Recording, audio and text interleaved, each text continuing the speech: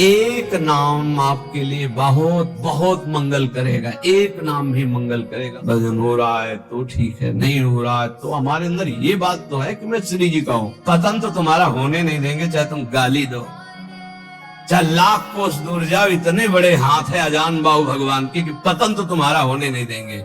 वचन की शरणागत सही, झूठी शरणागति सही। जो कोई भक्ति करे कपट से उसको भी अपनाऊं, साम दाम और दंड भेद से सीधे रास्ते लाऊं, नकली से बनाऊं असली। चाहे जैसी परिस्थिति हो नाम न छोड़ो, नाम पकड़े रहो, नाम तुम्हें पकड़ लेगा, नाम ही तुम्हारे हृदय में छा जाएगा। और जीवन का यही परम लाभ। कुछ न करो, चाहे कभी एक चुल्लू जल न चढ़ाओ, कभी एक फूल न चढ़ाओ, कुछ न करो तुम, बस अंदर से राधा राधा राधा। सब हो गया, सब कर रहे हो, अंदर से विषय चिंतन चल रहा है। प्रभु अभी कोई फल नहीं मिला, अंदर से राधा राधा, अंदर से मैं लाडली जो आपका। ये बिल्कुल रोज की पढ़ाई है, केवल भगवत प्राप्ति के लिए। ये बैठा लीजिए। जैसे इच्छा ना हो या इच्छा हो, कैसी भी स्थिति हो, आग छू जाए तो उसमें दाहिका शक्ति जला देगी। ऐसे ही कोई भाव नहीं है, कोई भक्ति नहीं है, लेकिन वो हरि हरि हरे नमः ऐसा उच्चारण करता है, तो बोले दुष्ट चित्त वाले के भी सारे पाप नष्ट हो करके वो भगवत प्राप्ति का अधिकारी हो जाता है। जो हरि हरि हरि, और जो हरि रसना राधा राधा रट, और हरि की रसना जब राधा राधा रट रहे और फिर आप राधा राधा बोलेंगे तो आपको भगवत प्राप्ति। कौन सी दुर्लभ बात है। जिह्वाग्रे वसते यस्य हरिरित्यक्षर द्वयम्, ये दो अक्षर हरि जिसकी जिह्वा के अग्रभाग पर विराजमान होते हैं, सा विष्णु लोक मापनोति पुनरावृत्ति दुर्लभम। उसका जन्म नहीं होगा दोबारा, वो विष्णु लोक वैकुंठ धाम को जाएगा जो हरि हरि बोलेगा। जो राधा राधा बोलेगा तो वृंदावन धाम आएगा। यह भगवत प्राप्ति कौन सी कठिन बात है। देखो ना, ये महापुरुषों के वचन है, शास्त्र कह रहा है, विश्वास कर लो। अगर निरंतर नहीं जप पाते हो तो जब याद आवे तब जपने लगो, जब भूल जाओ तो भूल जाओ, जब याद आवे फिर जपने लगो। एक नाम आपके लिए बहुत बहुत मंगल करेगा, एक नाम भी मंगल करेगा। हमें तो बहुत विश्वास इस बात पर। एक बार जिन नाम ली हित सो होयति दीन, एक नाम त्रैलोक कहीं तारे। बहुत नाम की अपार महिमा है, थोड़ा तो बेपरवाह हो जाओ। एक बड़े महापुरुष हमें मिले थे, उन्होंने इसकी व्याख्या करके बताई थी, संतुष्टायन केनवा। बोले हर परिस्थिति में प्रसन्न रहो, कैसी भी एन केनवा, कैसी भी परिस्थिति हो। भजन हो रहा है तो ठीक है, नहीं हो रहा है तो हमारे अंदर ये बात तो है कि मैं श्री जी का हूं, प्रभु का हूं, मैं भगवत आश्रित हूं, मैं कोई साधारण नहीं हूं, भगवान का अंश हूं और भगवत आश्रित हूं। अब अहम बैठा हुआ है कि मैं अमुक हूं, ये गड़बड़ है। अगर ये अहम बैठ जाए ना, प्रभु का हूं, भजन एक एक वृत्ति स्वाभाविक पकड़ लेगी। भगवत प्राप्ति स्पष्ट कह रहे हैं, जिह्वाग्रे वसते यस्य हरिरित्यक्षरद्वयम् सा विष्णु लोकमवाप्नोति पुनरावृत्ति दुर्लभम। अब नहीं होगा उसका जन्म जिसकी जिह्वा के अग्रभाग पर आ गया हरि हरि हरि हरि ऐसा बोल लिया। अंदर की अगर सुई जरा भी शरणागति से हिले, बस वही परिचय देखा जाता है और कुछ नहीं। पतन तो तुम्हारा होने नहीं देंगे, चाहे तुम गाली दो, चाहे लाख कोस दूर जाओ। इतने बड़े हाथ है अजान बाहु भगवान की कि पतन तो तुम्हारा होने नहीं देंगे। वचन की शरणागत सही, झूठी शरणागति सही। जो कोई भक्ति करे कपट से उसको भी अपनाऊं, साम दाम और दंड भेद से सीधे रास्ते लाऊं, नकली से बनाऊं असली।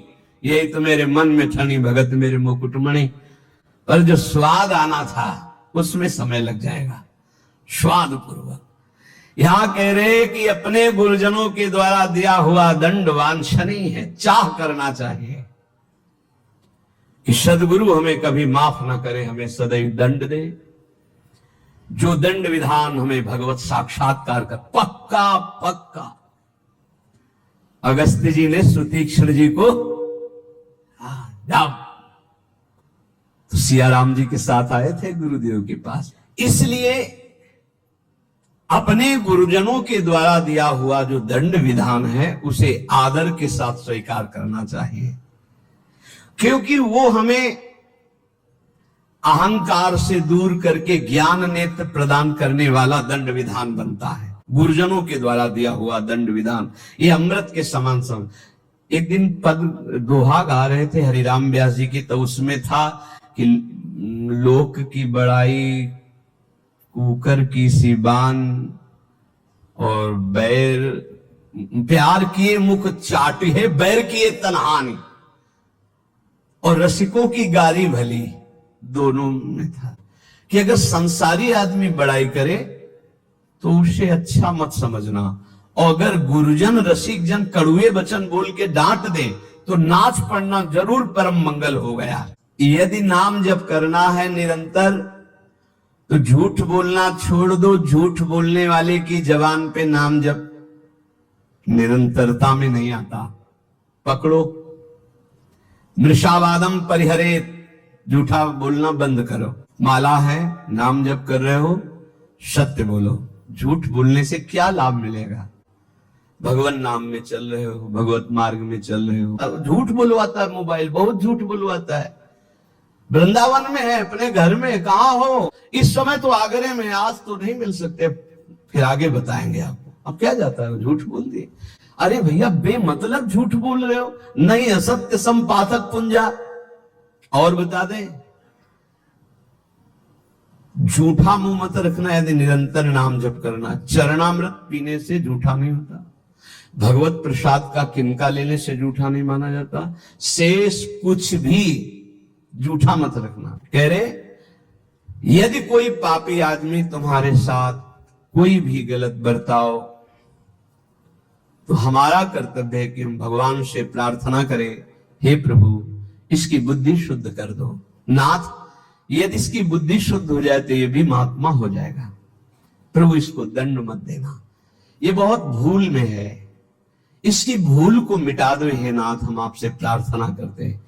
इसका प्रभाव ये होगा कि भगवान आपसे बहुत प्रसन्न हो जाएंगे। उसका तो जो होगा वो उमा क्षमा सापौते भारी, वो दंड तो भोगेगा ही भोगेगा पक्का, पर आपने क्षमा कर दिया तो आपके लिए आपके इष्ट बहुत प्रसन्न हो जाएंगे आपसे। जो साधु स्वभाव है वो किसी भी भारी संकट में पड़कर भी पाप कर्म न करे।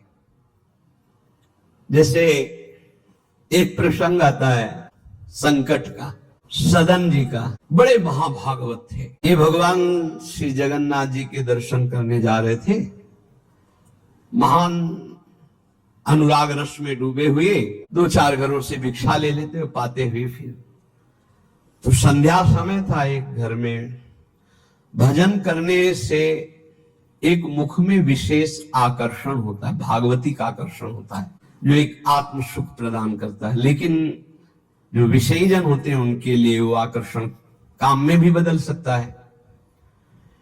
तो उनको एक नौ युवती जो नववधू थी उस घर में, उसने देखा तो उसने कहा बाबा यही पा लीजिए। उनका जैसे आपकी इच्छा। जब पाया तो कहा यही विश्राम कर लीजिए। कहां जाते हो? तो कहा जगन्नाथ जी के दर। तो सुबह चले जाना। सहज सरल चित्त तो उसी घर में शयन कर गए। उनको होगा कोई कमरा ऐसे, और अन्य बड़े घर होते हैं।